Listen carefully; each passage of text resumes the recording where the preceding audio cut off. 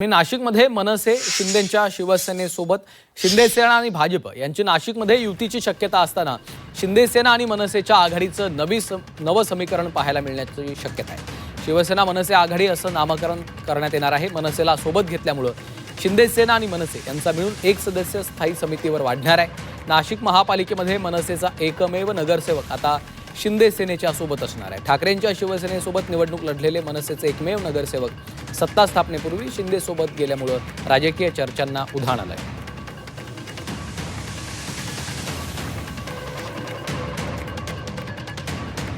नाशिकमध्ये भाजप सेना युती सोबत आता मनसेचा एक नगरसेवक देखील जाताना आपल्याला पाहायला मिळतो। त्यामुळे एक नवं समीकरण नाशिक महापालिकेमध्ये पाहायला मिळतं। योगेश खरे आमचे प्रतिनिधी आपल्या सोबत आहेत। योगेश, एक नवं समीकरण नाशिक महापालिकेमध्ये दिसतंय, काय घडलंय?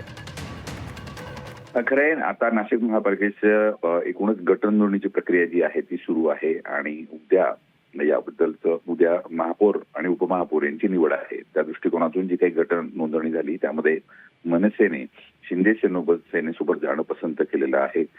एका बाजूला आपण जर नाशिकमध्ये स्वबळावर भाजप सत्ता स्थापन करत आहे, शिंदे सेनेला सोबत घेतलं जाणार अशी चर्चा सध्या रंगलेली आहे। अजून तरी याबाबतचा स्पष्टपणे खुलासा हा भाजपतर्फे करण्यात आलेला नाही।